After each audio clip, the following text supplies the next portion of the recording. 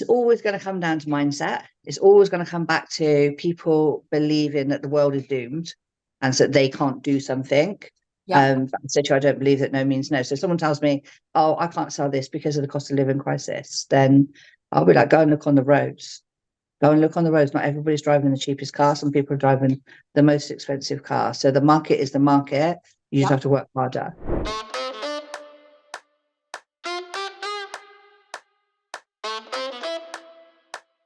Welcome, Debbie Bryan, an amazing coach from Sweden, UK. She's not only a coach, she also is the host of Whatever It Takes podcast. She is in the middle of packing to go to Canada for her first TED Talk experience. Yes! She's an amazing speaker. She's an author, and I'm, very glad to have been on one book, I believe, so far with you. I know there is something else coming up, but we can't say yet. Nope. Yeah, watch this space. So welcome, Debbie Bryan. Thank you for inviting me on. So I'm so excited to be on the show. I'm like, this year is just crazy, crazy, crazy. So everything's all very exciting. But this is a pleasure to be here. What do you mean about this year so far? Well, it's just been good so far. Okay. And any rituals, anything that have bring you to this amazing, vibrant energy? Well, I already work with somebody who's very spiritual, so she keeps me in check. I've been doing a lot of work this week to just on different Zoom calls and just meeting different people. Because I'm obviously signing up for summits and people asking me to do speaking gigs and stuff. So this year is the year that I've become a speaker from the stage as being predominantly my career as opposed to just coaching. And I met a lady the other day and she said to me that I had somebody stood behind me, a guardian angel stood behind me, which I've not heard before. She said behind my left shoulder there was a man, and that he wasn't a relative. So I've not heard this before, but she said that he's there supporting me and helping me and guiding me with his hands like this. And I meant to talk to him. I don't know how. I don't know how I talk to these people, but I don't know. That's happened this week. And then obviously I have my TED Talk. I've been invited on a summit. My son's having a baby. We found out that was a boy. My other son's just got a new job. The other one's moving to Australia. So, January is like 2024 is a very big year of change, I feel like, for me. Amazing. And for the people around me. Some big, big things are happening, and I'm ready for them. Yeah, we can see, we can feel that in the energy. Yeah, so we're ready for them. So all good changes, I hope. So yeah. It's interesting because you have mentioned there was someone, your loved one close to you, and I am an evidential spiritual medium, and I actually help people to develop their spirituality and learn how they can connect with their loved one. Is this something that you thought it would be possible in the past? No, not really. I mean, I've been working with a spiritual coach by accident. She found me and then told me off for probably a year, like literally told me I was doing everything wrong. I was really not looking after myself very well. I was looking after everybody else really, really well. When it came to me, I was quite mean to me, didn't allow myself any time, didn't really give myself time to breathe even. I just was always out there helping everybody else, whether it be my family or my children or my clients or whatever. And so she was just, she told me that I had to stop and do nothing, and I immediately phoned her up and asked her for a list of what nothing looks like. How do you do nothing? Does it mean I have to do this? And she was like, nothing. So that kind of changed me, my mentality over the last couple of years. But I've never really been a person that can see anything for myself. As such, I've never really thought about it. And I was just talking to this lady who I just met on a Zoom, and we were chatting. She has a radio show in the States, and she was like, it just keeps coming up. I don't normally do it, but it just keeps coming up that there's this man stood behind you. He's not a relative, because she said a relative would be close. She said, but he's just there, very gentle, but masculine energy. I think we love to have masculine energy, very gentle, just behind us. Who don't? Yeah. Who doesn't? And obviously, my story is that 13 years ago I had a car accident, Yeah. And when I say a car accident, I got hit by a car physically, but I've actually been hit by a car twice in my life. Yeah. So Two let's go back. times. Let's go back from the beginning. Okay. So a little bit of your story. If I remember very well, from what I have seen and listened from you in the past, you used to be a hairdresser. I did. Used to be a hairdresser. Well, I Yeah. started hairdressing at 14 as a Saturday job. Loved it. Moved to London at 17 because I wanted to do all the adventurous stuff, and then was told I was allergic around about 18, 19 years old to all the products, which is madness, really, when I look back. I just didn't look after myself even then very well, to be honest. I had two jobs. I had one hairdressing in the West End of London, in Belgravia, in a very, very high-end salon. And then I would walk from there to a pub in Victoria. It's still there, the Shakespeare pub on the corner, and work there in the evenings. So I would work from like 8 o'clock in the morning until midnight, go home to North London, sometimes go out, go home and sleep for an hour, and then go out. So I lived with a girl who worked in Soho, and then go back to work the next day. So the reality is, what I did is I killed myself, really. I was exhausted, really know how to do things like clean up and stuff like that. So I made myself ill, came up hairdressing, and then years later, somebody asked me if I wanted to open a hair salon with them, and I couldn't say no. It was just irresistible, had to do, had a great job at the time, and so I opened this hair salon. It's my dream. I was literally living my dream in a health club, running a salon in a partnership with somebody, and then eventually we agreed to separate from the partnership. It wasn't a relationship, we were just two girls, but her life changed, and so she wanted to do something different. I took over the business, relaunched the business as my own business, and then literally 2 months later had this car accident where I smashed my leg up and was like, oh, now what do I do? Just taking on the business, just me being a full-time person, some part-time people, and then just smashed my leg up and didn't fit into my life at all. Sure.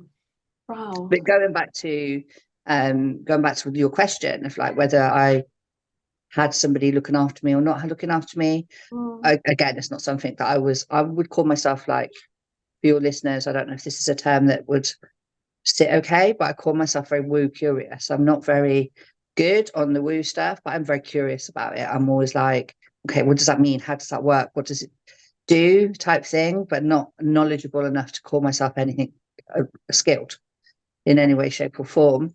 But when I had the accident, I was stood on a busy road. My car had broken down, and a car smashed into my husband's car, who'd parked to give me some petrol, and didn't stop.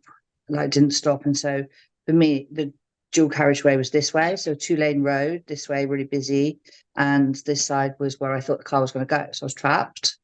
And I remember thinking, I'm going to die, and this is going to hurt. And then literally 2 seconds later, my head just kicked in and was like, no, I'm not going. I'm not going anywhere. I'm not going. I'm not leaving my boys. They're not ready. They're not old enough. No, I'm not going. And then I took 2 random steps to where I thought. And when my car hit where I was stood previously. So those 2 steps saved my life. Okay. And that could be potentially your next book? 2 steps that Maybe, saved my life? maybe I'm not a good writer, to be honest. I'm a better talker. But after that, what happened is that I was still standing. I felt like I was stood on ice, but I was still standing, which is a miracle in itself. And then the car just kind of cuffed my shoulder and winded me, which sent me spinning. And then I fell onto all fours. And when I fell onto all fours, I could feel bits of the car on the road, and I realized that I was on the road. I was now in the road, not on the hard shoulder anymore. And so then I had to crawl to the side of the road because I was like, bugger, now I'm going to get killed. What I didn't realize is that there was somebody in a van, and he'd seen what happened and had slowed down and stopped the traffic. Lucky. And that second time saved my life, because had he not slowed down, I would have mowed. It's such a busy road, such a busy road. So, so who knows? That's beautiful, Debbie. So then let me just go back to the story itself. And then you went to the hospital, and what happens? So I go to the hospital thinking that my leg is bruised because I don't have a lot of pain, Mm-hmm. and no bleeding or anything. So I just thought, oh, it must be bruised, you know. I broke a nail, tiny little cut on my hand, but really that was it. And so they cut off my clothes. I'm in the hospital bed with my leg up in the air, and then my kids are Mm-hmm. stood at the bottom of the bed. Move. And I was thinking, because they've cut everything off, you know, and they do this frequently when you're in the hospital, keep cutting your clothes off you. And I remember saying to my son, Jake, who's like 19 at the time, that it was very bruised. And he said, oh, no, mum, that's definitely broken. And they've both all done sports science stuff. Definitely broken. I was like, is it? Anyway, turned out that it was. So the next day they were going to operate, and the surgeon came to see me and said, look, we can operate. They told me it was going to be that day, but the leg was too swollen. So they said, we can operate, but you are going to lose the use of that leg. So I was like, no, that can't really be what's going to happen. I just went to pick up a car, and I said, I was just like, no, that's not going to happen. And he was like, well, you know, this. And I said, no, that can't happen. You don't understand. Like, I work in a gym. I have a hairdressing salon. I need my leg. And to my surprise, the surgeon just walked off and went. And I was like, okay, he's going to come back in a minute and he's going to try and convince me again. Or he's going So to he came figure back. out what's the second, Yeah. big plan. So then Yeah. he came back with another solution, came back and said, actually, okay, we've had another look at it. And what we can do is you will be able to use the leg, but you're not going to be able to stand on it. You're not really going to be able to bend the knee. And I was like, so am I going to be able to do any hairdressing? And no, and I said, no, honestly, that can't happen. That's just not a Go back again and possibility. think another Yeah, I was like, solution. but I didn't know that you could negotiate with them. Who knew that you could negotiate? I was like, no, you just don't understand. This is what I need. It's like You need you to at find that that for me. stage, you're also negotiating your future and your life. I know. Yeah. And What then the actually third, happened? Sorry, but what yeah. actually happened within your mind when you realize that? Um, well, they came back 4 times. So the Yeah, fourth exactly. time I was like, okay, that was that. And I don't think I ever was negotiating. I was just like, okay, he's understood that that can't happen. He's found another solution for me. I'm a big believer that no doesn't mean no. It means go and find a different answer, go and find a different person to answer the question. Like, if someone says no to me, I just consider that to be not the right person. So Mhm. they can stay or say their no. I'm not going to argue with somebody with their no. But if I know that there's a different solution, I'm going to keep going until I find that solution. Is this something that you used to do as a child too, when someone would Yes. say So, no, well, Debbie? that I only realised a year ago. So as a child, my dad said no to everything. Like, can I go to the Okay. school disco? No. Can I go to a friend's house? No. But what would happen is that my mum would work on it. So so I've got a sister who's 3 years younger than me. So, we'd say, can we go to school disco? And he'd say no. And then a week later, some like shiny little blouse would be on, or my mum loved satin and velvet in the 70s. So some little party dress would appear on the bed and we'd be able to go. So I guess I worked out in the end that there's no point in asking my dad because he's only going to say no. So in the end, we would just go straight to my mum and say, Mum, there's a disco. Yeah. It's in 2 weeks, and she'd work on it and we'd be able to go. So the no doesn't mean no. It just meant I was asking the wrong person. Oh, and you actually teaching this your grandchildren? Hopefully not. Hopefully they take a no as being a no. But no, like that, my whole life has been like that. So when the surgeon said to me that this is the scenario, and I'm like, well, that can't be the scenario. And I suppose in my mind I was like, I've just gone to pick a car up. I've just taken over the salon. This can't possibly be how my life is going to be. Like, from something so simple for it to be such a tragedy. And you have to understand, really, the bit I didn't explain is that I was euphoric. I was like the happiest person in the world, which is very hard to understand. But I thought I was going to die, and I didn't die. So, when they're pushing me around in a wheelchair to go to X-ray and saying, "Oh, poor you," I'm like, no, you don't understand. I'm the luckiest person in the world. I should be in the morgue. So I'm negotiating from a place of like, okay, I've escaped the very worst case scenario. So door A was pretty rubbish. Now door B is okay, but don't make door B rubbish. Door B has to be good. Do you know what I mean? So I I say think that's why so. I came. Yeah, I'm very a very glass half full, and I was like, no, fill the glass up a bit more. That glass needs to be fuller. That's not full enough. Yeah. And and I ended up with 2 plates and 22 screws 2 days later. Wow. So it was a very, very bad break. They took bone out my hip to rebuild it. And it's only really, I've already talked about this in the last 2 years. I was a bit obviously not everybody was euphoric as I was for a year, where I was so annoying. I was like, oh my God, it's Mother's Day, I shouldn't be here, and like cried. I think my children wanted to actually euphonize me at one point and just shh, be quiet. We know you're here, you're annoying us now, which is good. But you know, the rest of the family weren't euphoric. They didn't have that same scenario. So it was a bit tactless, I suppose, to speak about it. And really, I didn't think that I'd done anything special. I thought I just did what everybody else would do, what anybody else would do. So I wonder, going through all of these challenges and diversity, what needs to happen for you to feel loved? I think, you know, the last couple of years where I've stopped myself, I did do the nothing, and became a lot more at peace with myself. I was really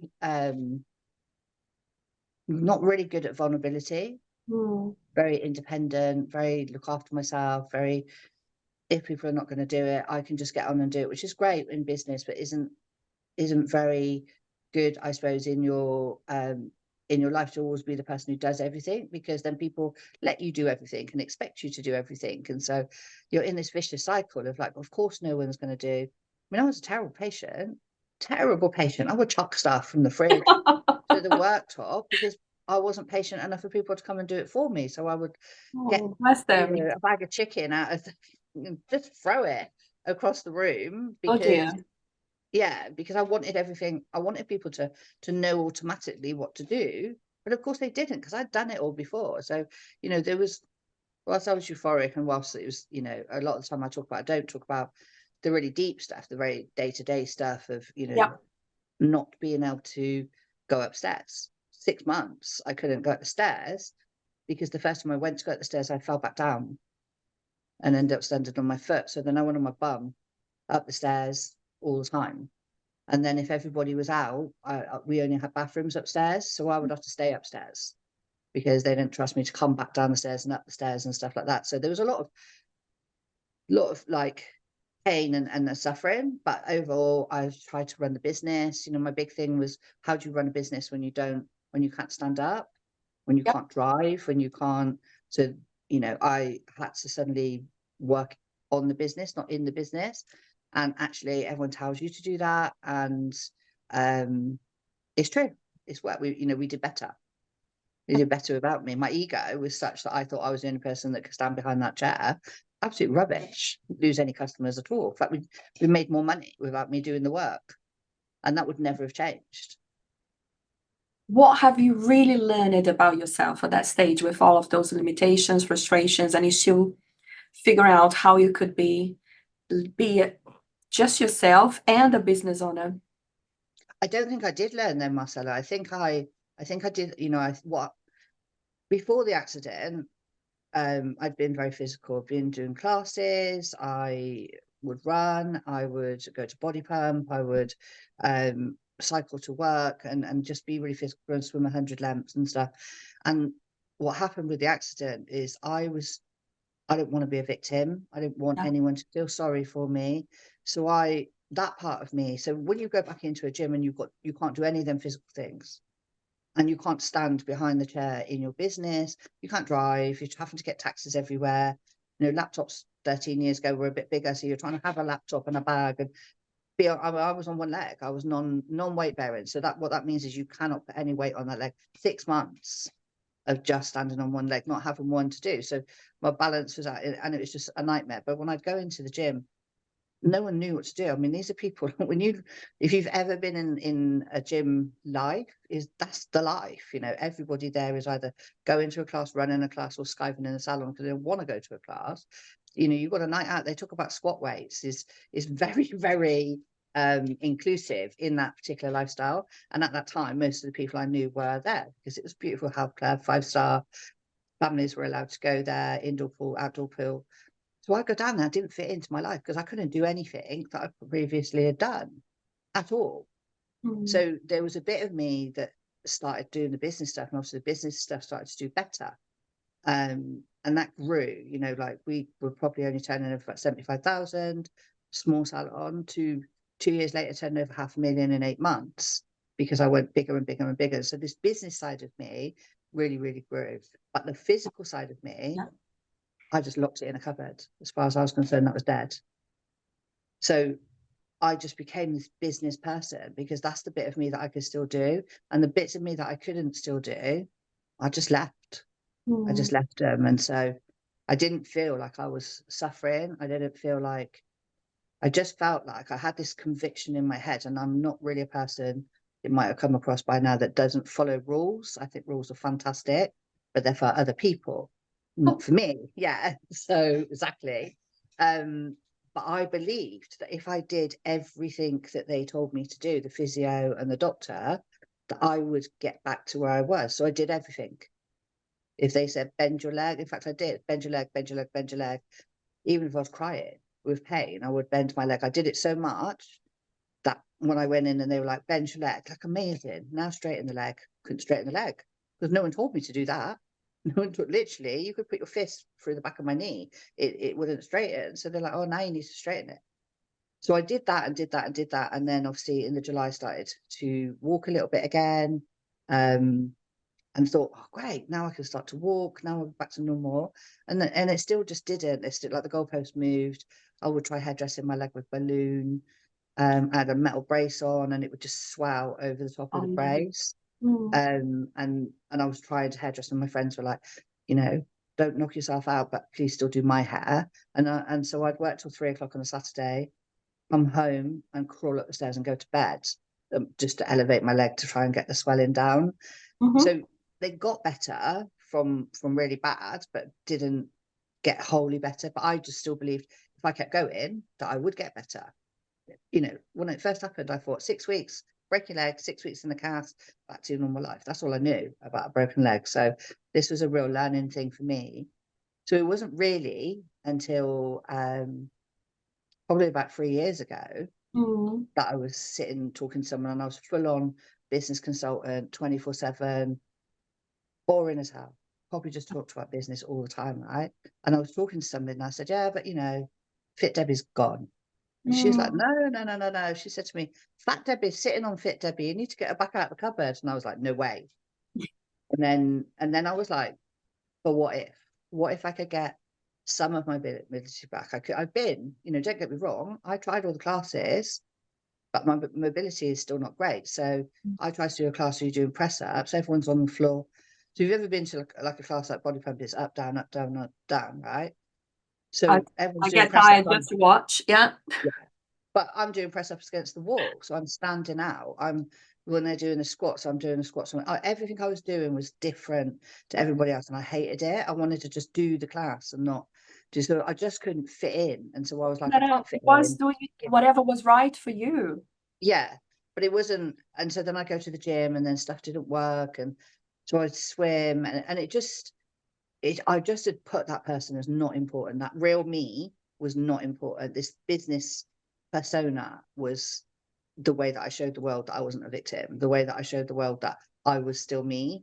And the more people praised me for it, the more that person grew, that massive ego grew, until she said, no, Fat Debbie's sitting on Fit Debbie, you need to get her out again. And I was like, and I had this vision in my head of like this person just led on the floor, and then this other person going, hey, I forgot you even existed. How about a hand up? Yeah. And I drew a little picture and sent it to my friend.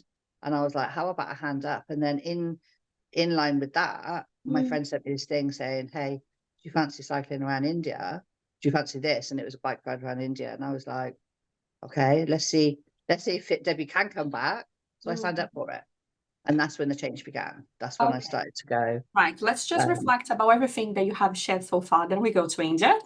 Okay. So I'm listening to you and I'm thinking about relationships in itself and the relationships that we have with the external world and the relationship that we have with ourselves. And your story, thank you again for just be real and show your vulnerability, is something that happens a lot when everybody else just look to that person and thinking, wow, that woman, she's so successful. You look to her and she looks like a powerhouse, but they have no idea what actually happens when that woman goes home and she needs to deal with her internal world. And Well, yes, maybe the internal, but maybe the internal world is balanced Yeah, let's not overgeneralize. And they have an amazing life, a fulfilled life, because they have done their inner work. But we do have lots of people in business that they are there, they're thriving. They are the best version of themselves when they are within the corporation world. But then when they go home, they have their problems, they have the intimacy problems, they have the issues to be able to express themselves, you know, to be able to be heard and have a conversation with their kids, to be able to have fun and be playful. Exactly, Yeah. because of that, we sometimes we have so many different hats that we use that we can get lost and a bit disconnected from ourselves. And I Oh, believe beautiful. the example you share is exactly that. You know, Mm. you was Debbie for the external world, but the Debbie that's supposed to be that person that recognize her strengths, how much she was going through, have a little bit of compassion with herself, and be able to say, you know what, today is just another day that I'm managing to take a little bit, you know, further in this journey. I didn't have any of that for myself. Yeah. I had it for everybody else, so I didn't have, even to the point where I shared with you that I said, and this again was around the same time, but I had hated myself for thinking I was going to die. For those seconds, not even probably seconds, because the car was coming pretty fast, to be honest. But when I said, I'm going to die and this is going to hurt, and then said, no, it's not going to happen, that bit, I was really mad with myself for 10 years. Because I was like, why didn't I fight before? Maybe I could have done something different. I had like no vulnerability that I could give myself, but just whatever your body's instinct was, which is like, that's what I mean. I was mean to myself. I And was may I really, ask, if you don't mind, how was your husband next to you trying to figure out what to do to support you and of course trying to really, uplift really your struggled. spirit? He he he struggled because my husband's ex-forces, Mm. and he, like, we'd swapped cars minutes before this happened. Oh my At the God. junction before we'd swapped cars, Yeah. because it was my decision to go and buy this old banger, and so I was like, well, and we had a loan car because our car had been, something had happened, so we had this brand new BMW. So I was like, you take the BMW. I've been trying to flash him to pull over so to swap cars for ages, and then made him pull into the services and said, here, you take this car, go and pick the boys up, and I'll drive this one, I'll go to the shop. So then I get onto the dual carriageway and all the power goes out of the car. So he'd been driving that car previous. He'd not, obviously, so when the car hit into the back of him, or the locks went on the car, the central locking stuck on, he couldn't get out. He's trapped in the car watching it all happen. So Oh my his God. his Bless. point of view Wow. was so So he had different. his own trauma to go through Yeah. where the accident was concerned. Wow. And because he's ex-forces, he thinks he has to fix everything. He felt like he should have resented it. So whilst I'm euphoric and saying, oh, I'm the luckiest person in the world, he's the angriest person in the world. He's like, can't sleep all night, sleeping all day. And the kids happened to take themselves to school. I had to phone my mother-in-law instruction and say, please come down and help him because I'm in the hospital and he's not coping. And this is his story to tell, really. But there was a lot of, the only thing I would say is when he had to go and take a picture of the car for the solicitors, he's physically sick when he saw the damage that was done to the car. And just, I think for him, he revisited it a lot of like what he should have done, what he could have done, what could have happened. And even now, and this is the test really, because he doesn't normally watch anything I talk about or read my stuff, but he is coming to my TED talk, and this is part of my TED talk next week. So he's going to be in the audience, and this will be the first time that he's heard a lot of the story from my side. So I'm hoping that because I've talked about it a bit, that there's enough, and that's not traumatic for him. But yeah, that was tough, really tough, because we were different angles. So we had both of you living different perspective of the same trauma in different ways, really, emotionally and physically. So how have you managed to overcome all of that as a couple and you still keep the flame going on from all of these years that you're together? I don't know. And we've been together a long time. Which is 38 years. okay. Married in 1987, met in 1985. In that pub in London that I was working in, I met him in there. I don't know really. I guess we had children. We're married. I think being married makes a big difference to how you stay together as a couple. I think it's so easy if you're not married to just walk out of the door. Yeah. But that's just my personal opinion. I know things change, and I'm probably a bit old school when it comes to it. I think he needed to look after me. I think and I'm not easy to. I wasn't easy to look after. And I think he needed to think that he was fixing the situation. Oh, yes, wow. So just because that's his nature, is that he is the person that will, he'll look after anybody. We've been in, I'm trying to think of somewhere that he's the person who would rescue somebody. So, for example, we were on holiday one time and he saw some girl have her handbag stolen and he ran down the stairs, couldn't catch the thief and took her to the police station. Like, well, it was nobody's business. We were in Notting Hill Carnival, saw somebody about to be pickpocketed, and he grabbed the guy. I nearly murdered him myself, and so I was like, guy could have had a knife, but he grabbed the pickpocket. He was the hero. He was, so that's his scenario. So he has to be the hero, the fixer, and this thing he couldn't fix me, and he couldn't turn the time back. So really tough for him. And we just got through it day by day. That's why I'll go back to it. I don't think we did anything different to what anybody else would do. We just got through it. Maybe more arguments than there should have been. Here we go. Few bits of frustration. We're a couple that we're quite fiery together anyway. Yeah. And we had 3 boys, so he ran the boys around football to school. I think Jake was like 19, so Ellis was been 16, Chan 13, they're active, playing football, probably do the shopping and do the other stuff. But I would still try and cook, I'd still try and cook a roast dinner. You try cooking a roast dinner, so I will have a stool, like opposite side of me in the kitchen. I'd have a stool, sit there, peel the potatoes. But then how do you lift a pan when you've got no arms because you're on crutches? How do you turn potatoes over? So all that stuff I had to ask people to help me for. Yeah. And I expected them to go, well, obviously you have to come and check this and do that. And they didn't. So there was a lot of fireworks, but at the same aspect though, he run me around. I couldn't even get in a car, to be honest. There was a long time when I couldn't get in a car, could cross the road. I was so scared. And it was so stupid because there wasn't any rhyme or reason to what happened. And that screwed my brain because I couldn't put it down to, oh, it's raining today. It happened when it was raining. Therefore, I can put it in that box. We never knew what the driver was doing. He never owned up to what he was doing as to why he went into the back of the car that was essentially off the road.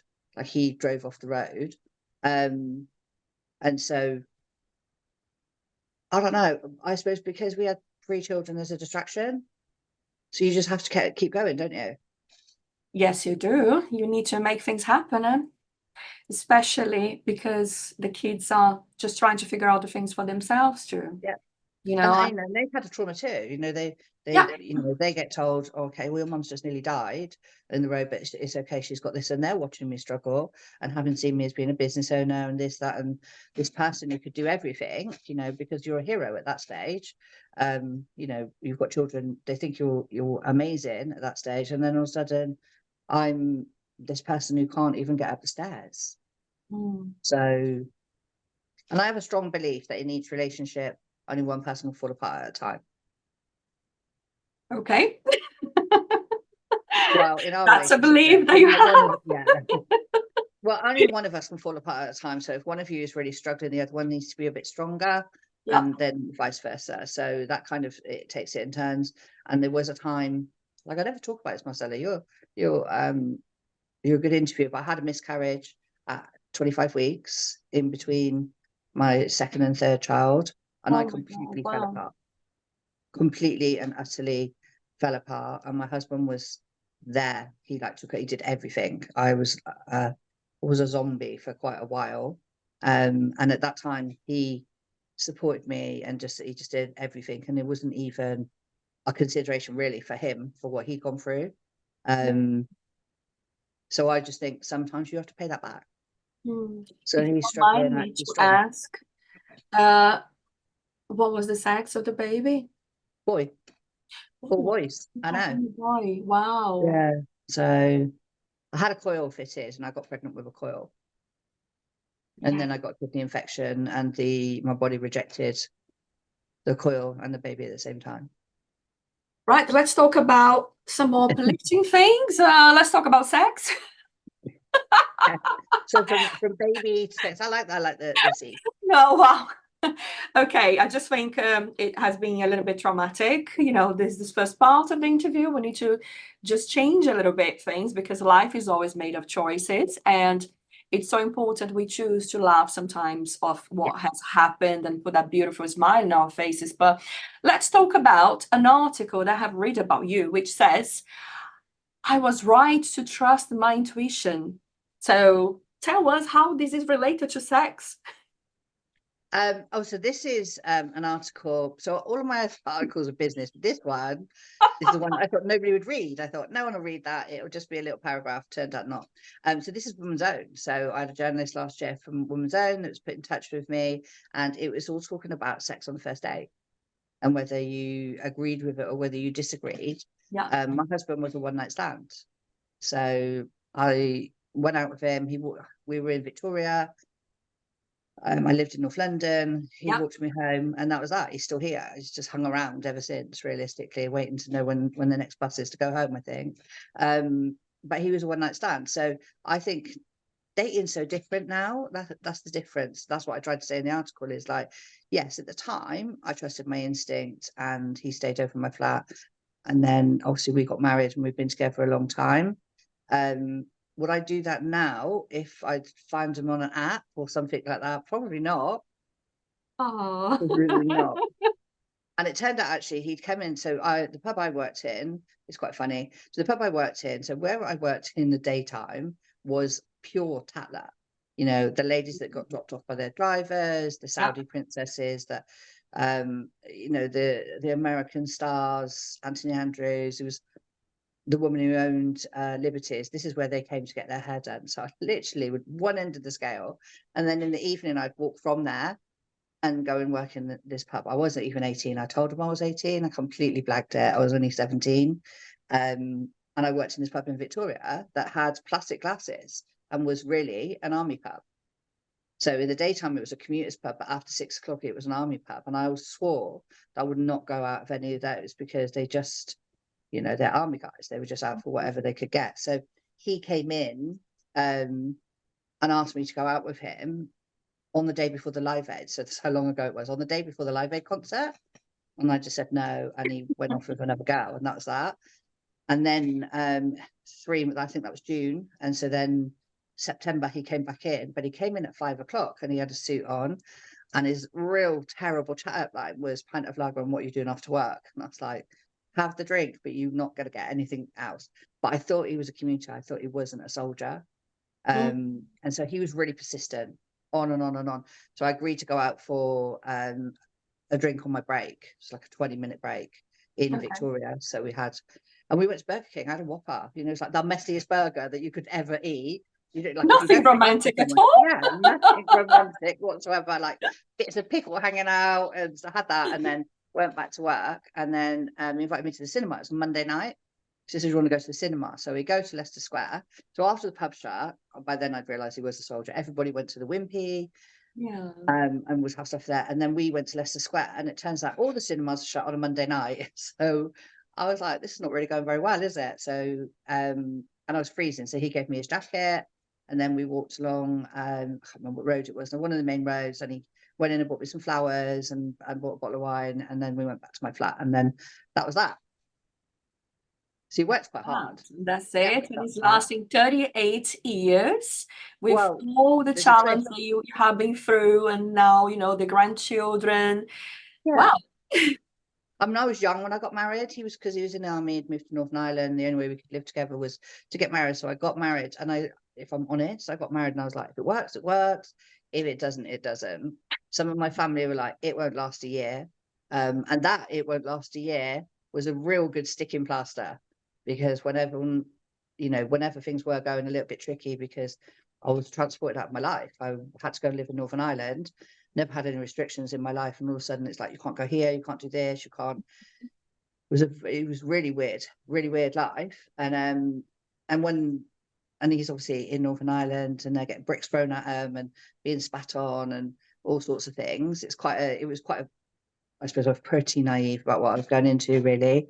But when things were going wrong there, if we were fighting or getting used to each other, that it won't last a year thing gave a little bit of extra grit. So when people say to you, it's not going to happen, that actually gives a little more of a flame and fires you. That's what you're saying. Yeah. Okay. And when people say to you, what's next? What would be one? Yeah. You're still trying to figure out. Yeah, I think I live my next. Whatever my next is, I'm already working on it. Okay. So to be a speaker, to travel the world, for me and my husband to go and travel the world and speak and help people who were in that stuck position that I was in, that's next. Okay. Because children are all grown up, we've got grandchildren, but they've got parents, and I obviously want to be around for them, but we still want to have an adventure. Yeah. And I've been married 38 years, so I'm not carrying my own bags. So I need to take him with me. Mm. And if I would ask you, after you come back, where it's going to be the next adventure? Canada is next, and after that, what is next? What you really want to achieve in this specifically year of 2024 that, as you said, already started so magical? So the 2024 is it is going to be a big year. It's a big year of change in the family. But my focus is, so if I take you back to that bit where I've met the spiritual person and kind of things changed, I probably was ready to, like, he never watches this. I probably was ready to divorce my husband because I thought he was an arse, right? Yeah. When I changed myself and did the nothing, I realized that I was the arse. Actually, it was me that was a problem, and it wasn't them, because I was so business head. I didn't have any time for anything else. I was boring. And so then I took myself down to a much lower level. I was training for this bike ride. So a lot of like going out, partying, going doing stuff. I had to make the time to train. I had to, like, no choice. If I didn't make the time to train, I would never have been able to do the ride. So I'll go and buy myself a little jacuzzi thing to sit in the garden. And so I just sit in there and kind of like sit in there, have a drink, watch something on TV, not go to the parties, not go to the barbecues, not go to the festivals. And I found that actually this real peacefulness of actually enjoying my own company, enjoying the quiet, not needing that manicness of, and for my husband, I've said actually too many times, I've just realized he didn't really know what to do with that, because he's waiting for this manic person to start bossing him around and telling him what to do, and going, let's do this, let's do that, let's just let's do this. So there was a period there where I think he was bewildered with like, what's going on. Well, it gave me this really nice perspective of actually, I have a really nice life. I have a good balance. I can go and do the things that I want to do, but it isn't all in anymore. Yeah. I'm much happier to just kind of go, yeah, I could just watch some TV, or let's go for a dinner, or let's go. So I've lived that kind of like, let's climb the mountain life for so long. Now I'm like, I know what I want to do. I want to do the speaking. I want to help other people. I want him to come with me. We're great on holiday, better than we are in real life, because we change our personalities. And so I guess that really, but there's not a manicness about it anymore, because it's going to happen and it's going to be lovely. And that's just how it is. Yeah. And I love what you shared, because as you know, I help people with relationship. And when couples come, to talk to me, it's always about, it's not working, but it's always about trying to point in different directions and not actually looking within themselves and trying to figure out what has happened to the flame, when things started really to change, what sort of transitions they have been through, that perhaps, as we know, the growth can come in so many different waves.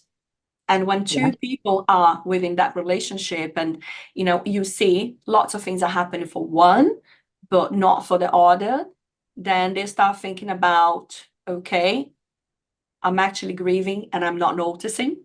Yeah. And I cannot keep on with all the changes that are happening here. I'm still trying to figure out who is this person that my partner is turning to, why nothing's happening to me. And then comes the victim mindset. Then we also have the issue that is always about what you're not giving to me anymore.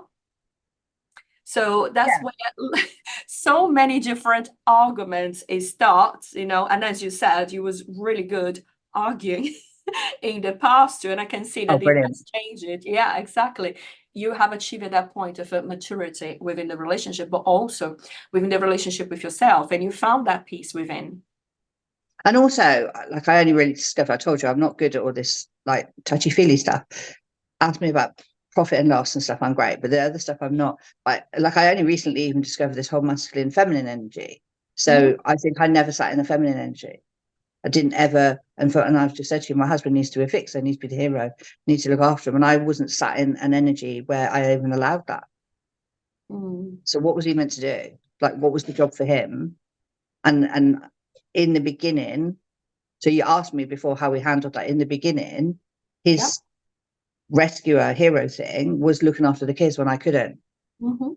So I still didn't let him look after me.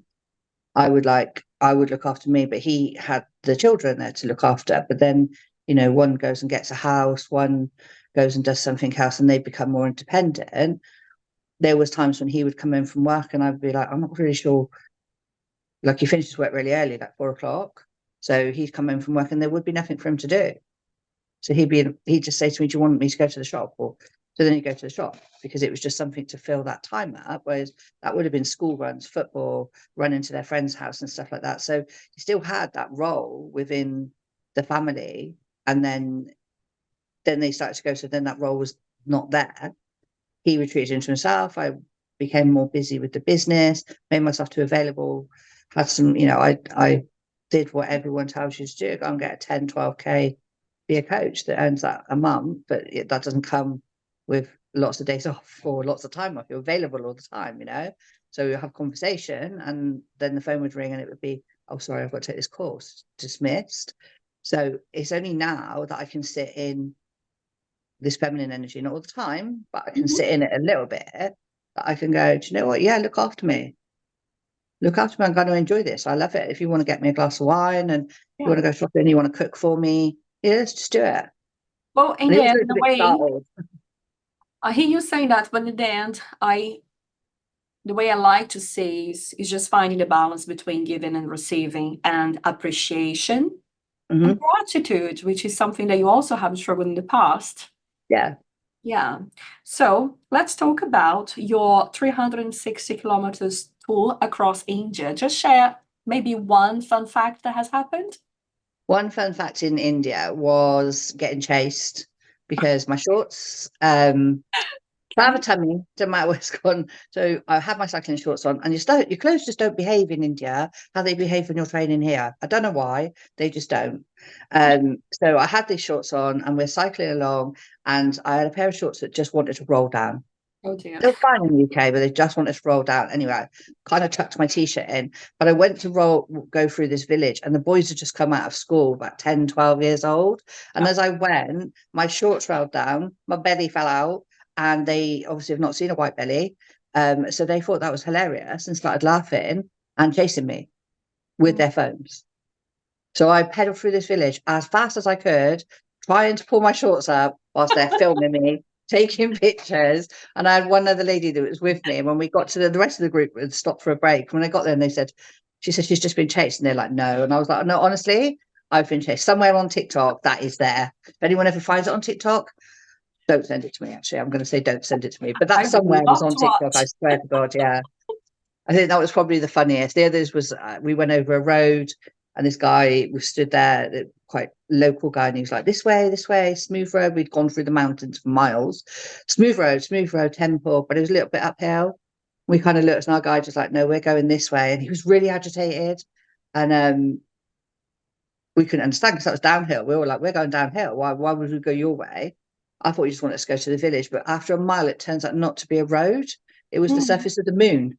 It's just these red rocks that we were cycling over. And you could hear the tyres pop in. And because I'm the last person, I'm the slowest person in the ride. So I have the guide behind me. And as I get on my bike, he's like, no, stay in, go in this gear, do this. You don't need to get off. So I had to pedal all the way through when other people had got off. And then we got to this hut for our lunch where the guides and stuff had done the lunch, and I had 2 boiled eggs in my little bag that was attached to the crossbar, and they were peeled.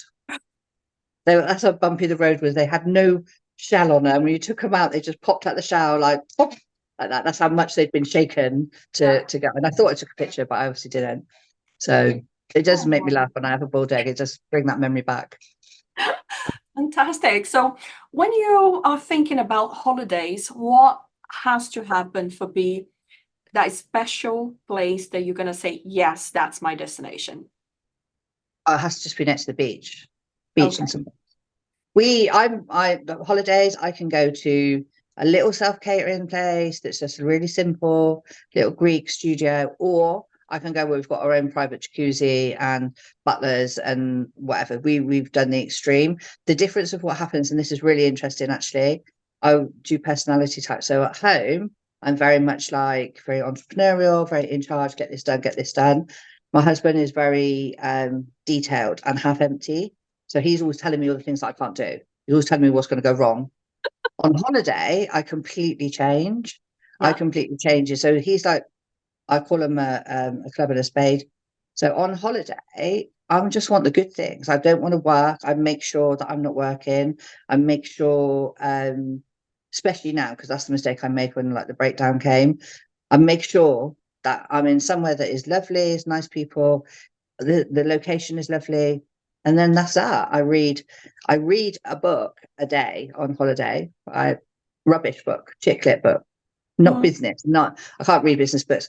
But then my husband then turns into this nurturing person. So he becomes like very heart-centered. And so he's like, do you want this lounger or this lounger? Do you want to go to the beach? Do you want to go here? And I'm like, I don't mind, whatever, wherever you want to go. Yeah.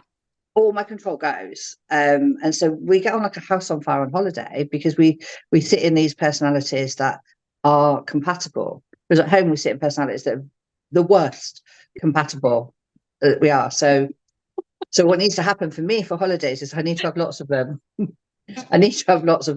That's the point of going, I want to speak and travel the world and we go together, is that we're on this long holiday, so we're more compatible.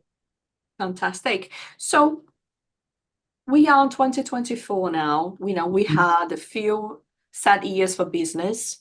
What would you say is still the top 3 challenges the business that you support are still facing?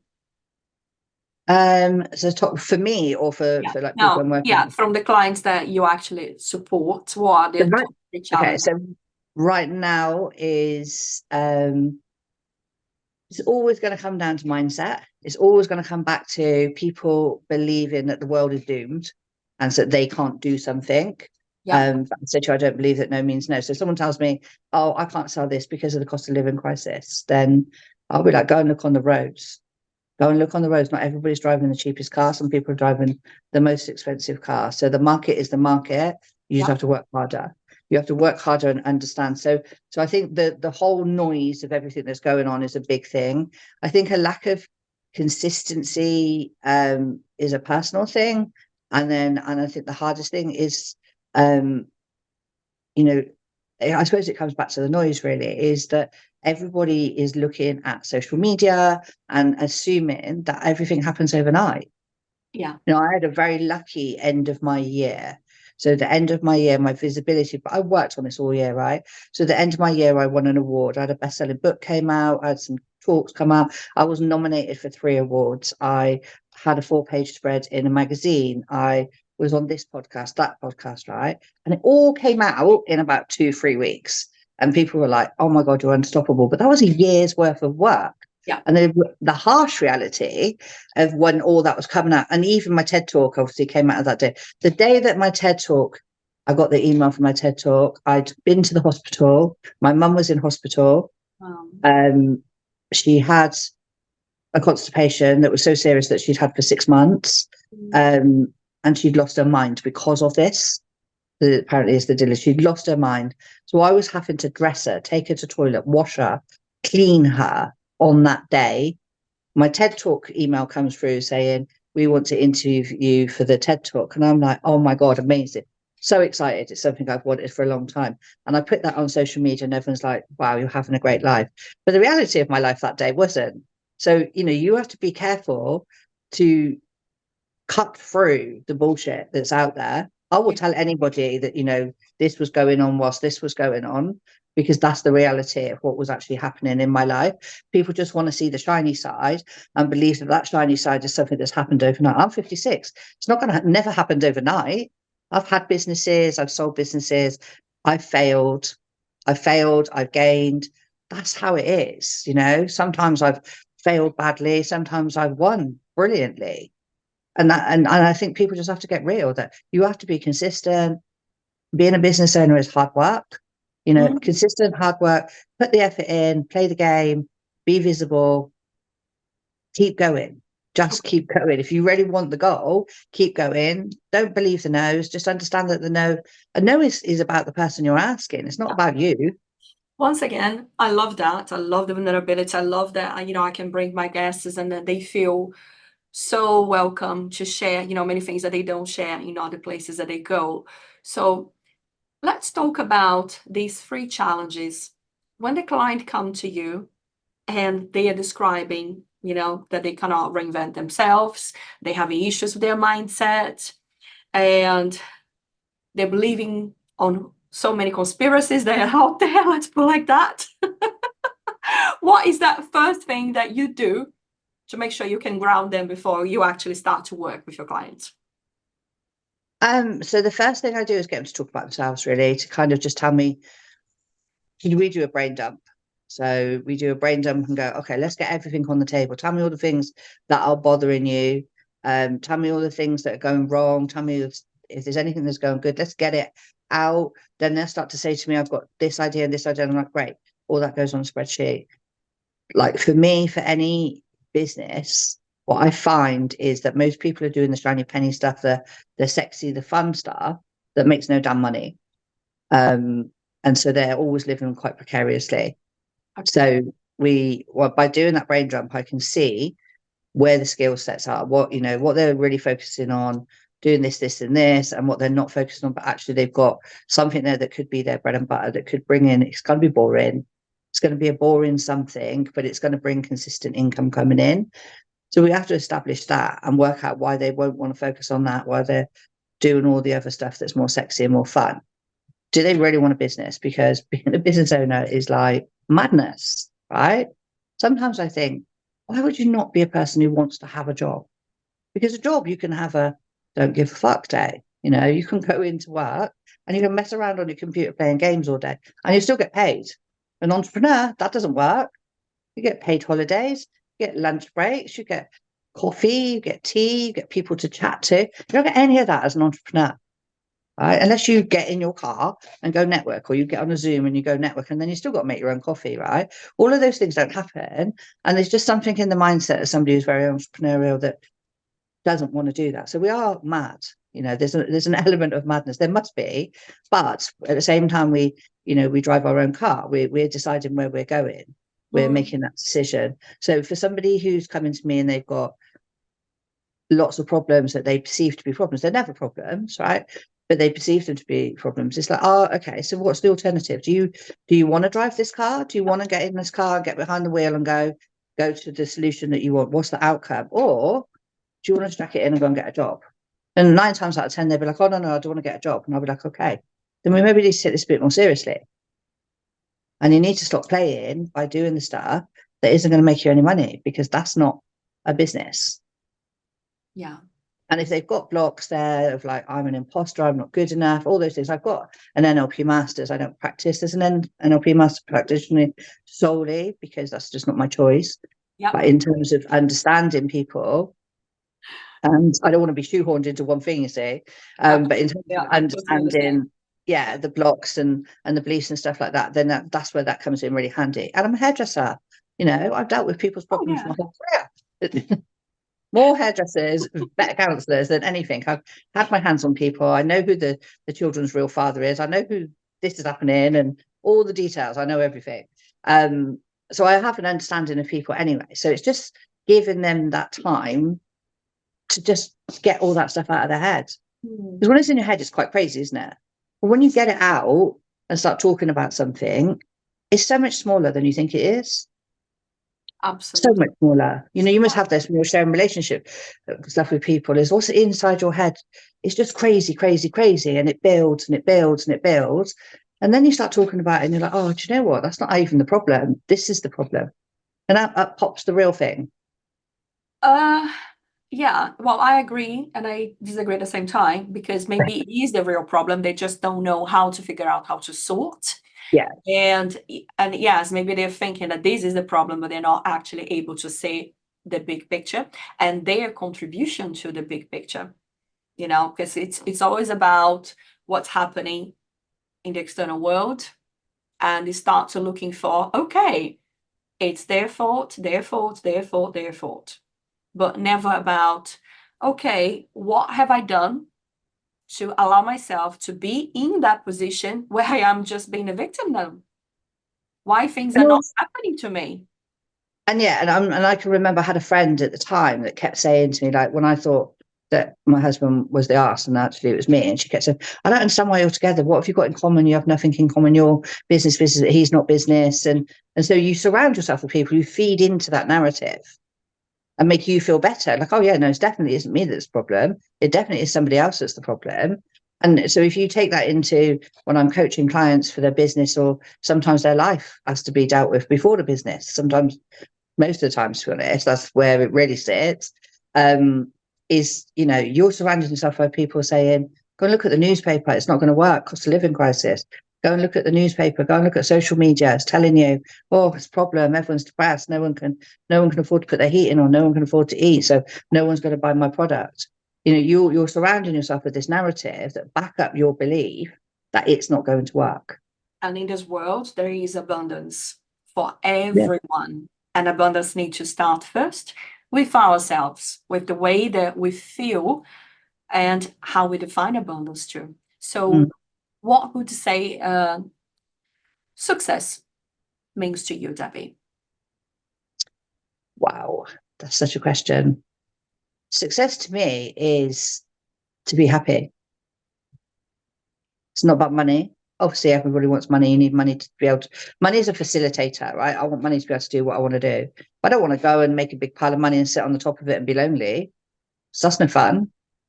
So success to me is being able to live the life that I want to, the traveling, the speaking, the helping other people, be able to help my family, my direct family, help them, you know, either get on the housing ladder or have a nice life.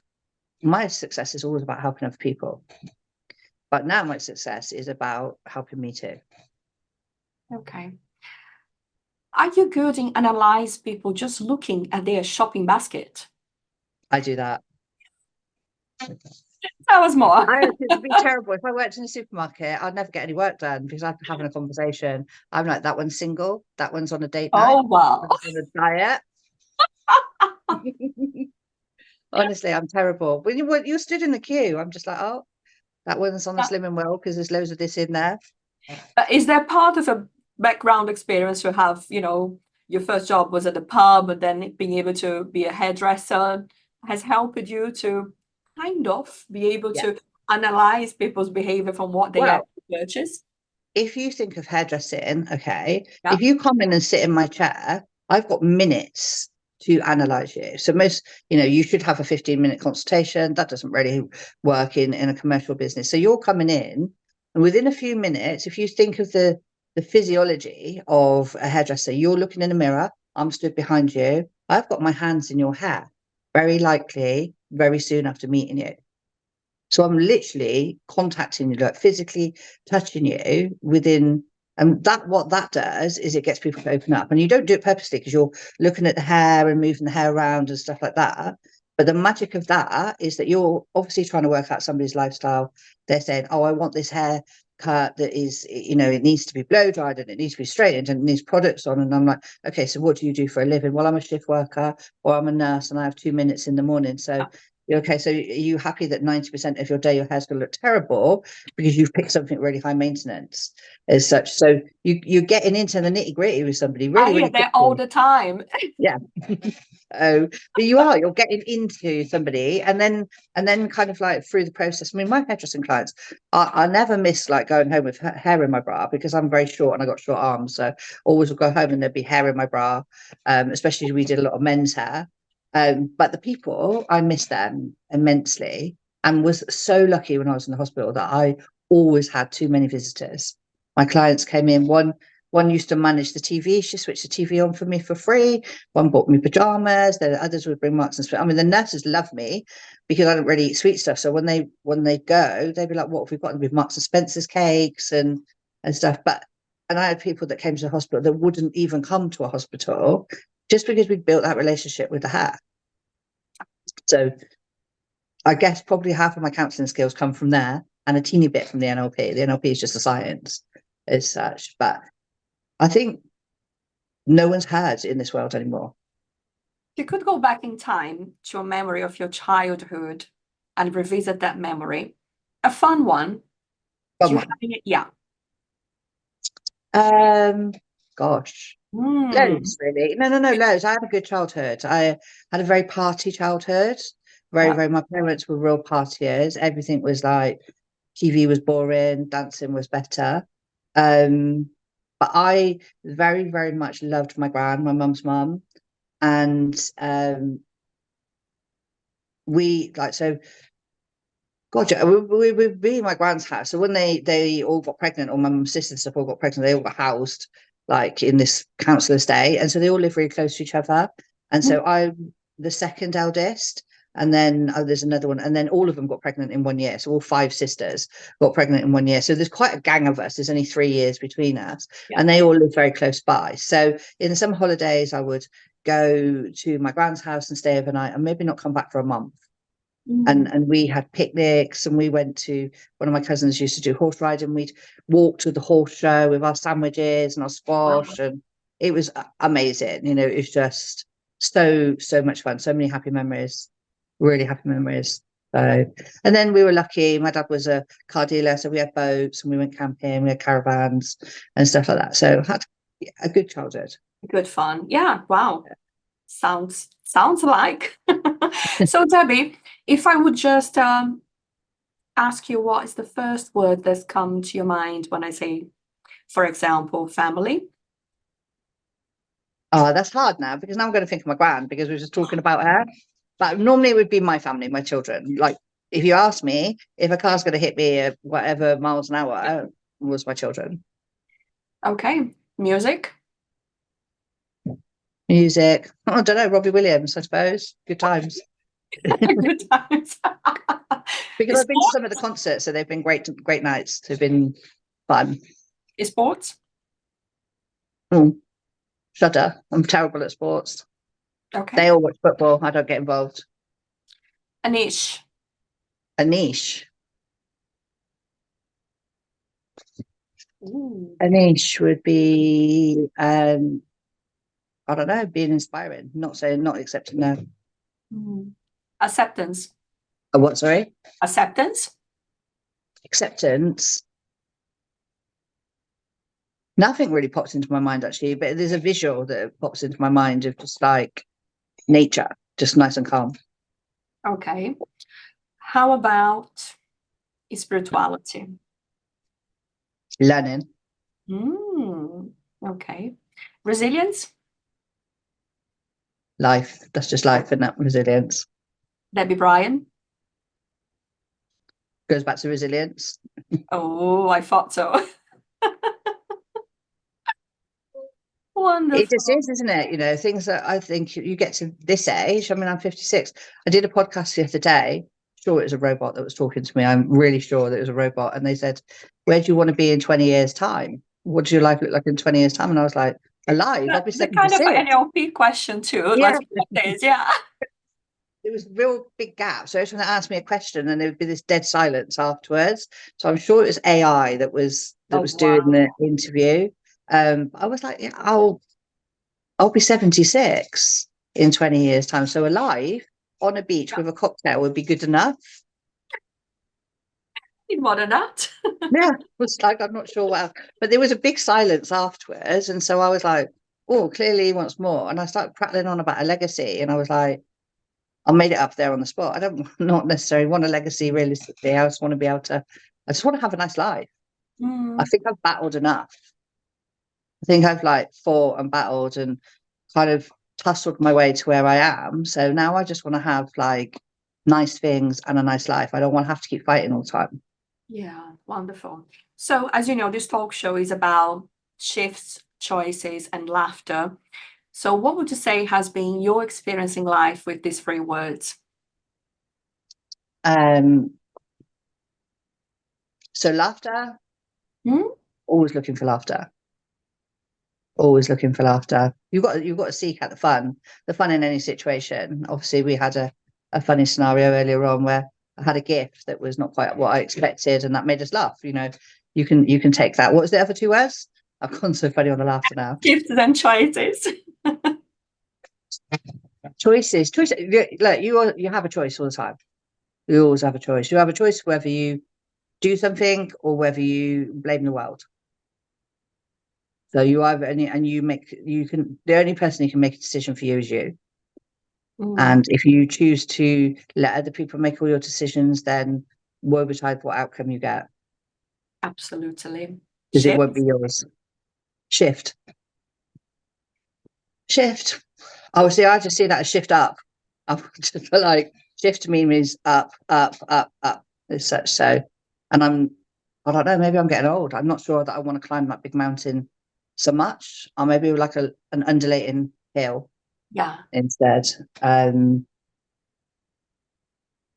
Yeah, I think I'm at a stage where I'm really happy where I am, and so I'm just looking for that to last. And once again, I just want to say thank you so much for being real, for being you, for be willing to share, your stories, your vulnerability, and great laugh, unexpected subjects, just to uplift, the spirits as we're going through these conversations that can be quite sad and remind us for a version of ourselves that we nowadays perhaps can look and think, you know what? I'm so proud of you. I'm so proud of how much you have achieved. And this is for everyone that are also watching this show. In life, we always should remember that we have choices to one day when we feel that we are at peace with whatever we have been through, to just look forward to whatever is next in our life, exactly how you're doing. And I wish you all the best with your TED Talk next week. Okay, enjoy it, have fun. I don't know if enjoy. No, I will. I'm really looking forward to it. I'm looking forward to meeting all the other TED speakers. I'm looking forward to not been to this part of Canada, so we're going for a week. So I'm looking forward to having a little bit of an adventure and the TED, I can only do my best. Amazing. Do my Wish you best. all the best. I'm not into TED at the moment. I'm just happy to be in the present moment, enjoy the amazing things that life is bringing to me. I'm going to Colombia, speak at the university in April. So Amazing. yeah, for me, I'm just happy to just go with the flow and And whatever. you picked a warm destination. I picked a cold destination. Yeah, sorry about that. Sorry. That was a sorry, not sorry. Yeah. Well, it was your choice. Yeah, it was my choice. It was my choice. So Indeed, Debbie. So we're bringing this talk show to an end today. Is there anything else that you'd like to share with everyone that is just getting to know the real you and listening to all of your stories? Any other insights, inspiration? I want to thank you. I want to thank you for inviting me onto the show. And I love this show because you've asked me so many questions that I normally get asked the same questions. I probably did 50 podcasts last year and get asked the same questions, and yours have been completely different. And I like that actually because I learned some things about myself while we were talking today. And I want really for anybody who's watching to just understand when I say no doesn't mean no. What I mean is whoever gives you the worst case scenario, just ignore it, because there's a best case scenario and there's a what's most likely to happen scenario. And if you can just do me a favor and you can ignore the no, go for the top, and accept the what's most likely to happen, it's all going to work out fine for you. That was beautiful. Thank you. Thank you so much to share your love, your insights, and everything that you have bring to us today in the show. Okay. Lots of love, and I wish you all the best on your journey, Debbie. Thank you. Thank you.